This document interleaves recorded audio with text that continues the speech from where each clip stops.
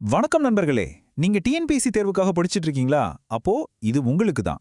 March மாசத்தோட கடைசி வாரத்துல நடந்த முக்கியமான கரண்ட் அஃபேர்ஸ ஒரு 5 நிமிஷத்துல சட்டுன்னு பாத்துறலாம்.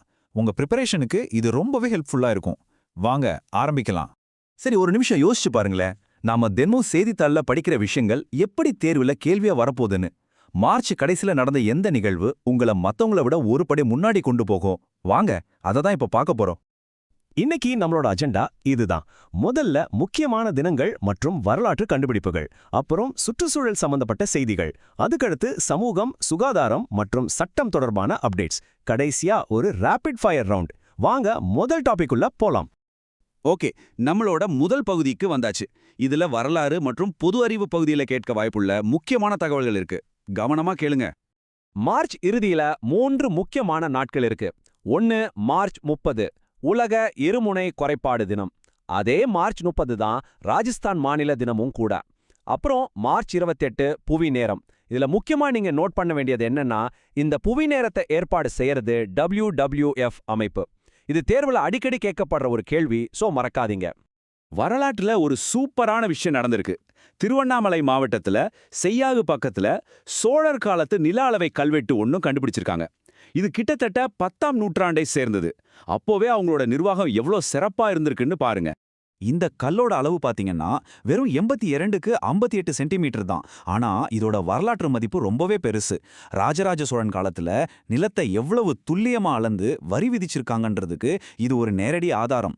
இந்த மாதிரி ஒரு திறமையான நிர்வாகம் தான் சோழ பேரரசோட வளர்ச்சிக்கு முக்கிய காரணமா இருந்துச்சு. சரி, அடுத்த பகுதிக்கு போலாம். சுற்றுச்சூழல் சம்பந்தமான சில முக்கியமான அப்டேட்ஸை இப்ப பார்க்கலாம். இதுவும் தேர்வு கண்ணோட்டத்துல ரொம்பவே முக்கியமான ஏரியா. இந்தியாவோட பருவநிலை கொள்கைகள்ல ஒரு பெரிய மாற்றம்.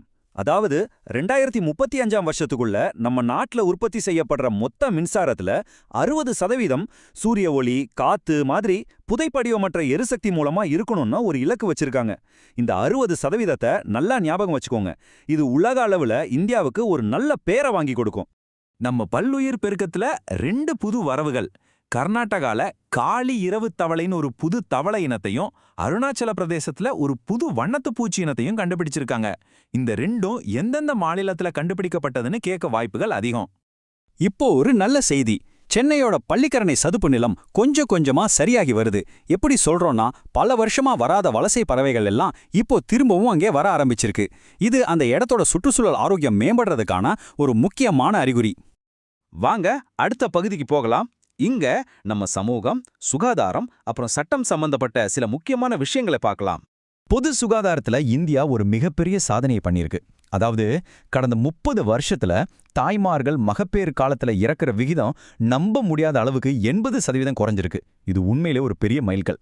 இந்த எண்களை பாருங்களேன். 1990ல 1 லட்சம் பிரசவத்துக்கு 508 தாய்மார்கள் இறந்திருக்காங்க. ஆனா இன்னைக்கு அந்த எண்ணிக்கை 100க்கும் குறைவா வந்திருக்கு. இதிலிருந்தே நம்ம நாட்டோட சுகாதார கட்டமைப்பு எவ்வளவு வளர்ந்திருக்குன்னு தெரிஞ்சுக்கலாம். அரசியல் அமைப்பு சம்பந்தமா ஒரு முக்கியமான தீர்ப்பு வந்திருக்கு. உச்சநீதிமன்றம் என்ன சொல்லியிருக்காங்கன்னா, பட்டியலின அந்தஸ்து, அதாவது எஸ்சி ஸ்டேட்டஸ் ஹிந்து, சீக்கியம் அல்லது பௌத்த மதத்தை சேர்ந்தவங்களுக்கு மட்டும்தான் பொருந்தும். மத்த மதங்களுக்கு மாறினா இந்த அந்தஸ்து கிடைக்காதுன்னு மறுபடியும் உறுதி செஞ்சிருக்காங்க. இது 1950ஆம் ஆண்டு சட்டத்தை அடிப்படையா வச்சு சொல்லப்பட்ட தீர்ப்பு. ஒரு ஹெல்த் அலர்ட். கேரளால ஷிகிலோசிஸ் அப்படிங்கிற ஒரு நோய் பரவிட்டு இருக்கு. இது ஷிகெல்லாங்கிற ஒரு பாக்டீரியா மூலமா ஏற்படுது. முக்கியமா சின்ன குழந்தைங்களையும் வயசானவங்களையும் தான் இது அதிகமா பாதிக்குது. சரி, கடைசி பகுதிக்கு வந்தாச்சு. இது ஒரு ரேபிட் ஃபயர் மாதிரி. இதுவரைக்கும் பார்த்ததுல இருந்து தேர்வுல கேட்க அதிக வாய்ப்புள்ள பாயிண்ட்ஸை வேகமா ஒரு தடவை பார்த்துடலாம். உங்க ஞாபக சக்தியை டெஸ்ட் பண்ண ரெடியா? ஓகே, வேகமா பார்க்கலாம். புவி நேரம்னா யாரு? WWF. சோழர் கல்வெட்டு எங்க கிடைச்சது? செய்யார்ல. பள்ளிக்கரணை எங்க இருக்கு? சென்னையில. ஷிகல்லோசிஸ் எதனால வருது? பாக்டீரியாவால. காளி தவளை எந்த மாநிலம்? கர்நாடகா. இந்த 5ம் உங்க விரல் நுனியில இருக்கணும். சோ நம்ம கடைசியா புரிஞ்சுக்க வேண்டியது இதுதான். இந்த கரண்ட் அஃபேர்ஸை வெறும் செய்தியா பார்க்காம உங்க சிலபஸோட சேர்த்து படிங்க. அப்படி படிக்கும்போது தான் நீங்க படிக்கிற இந்த அறிவு மார்க்கா மாறும். சரி, இப்ப நீங்க சொல்லுங்க. இந்த விஷயங்கள் எல்லாம் கேட்டதுக்கு அப்புறம் உங்களுக்கு எதுல ஆர்வம் அதிகமா இருக்கு? சோழர் கால நிர்வாக முறைகளை பத்தி இன்னும் ஆழமா படிக்க போறீங்களா? இல்ல இந்தியாவோட புதிய பருவநிலை இலக்குகளை பத்தி ரிசர்ச் பண்ண போறீங்களா? எதுவா இருந்தாலும் உங்க படிப்பை தொடருங்க. All the best.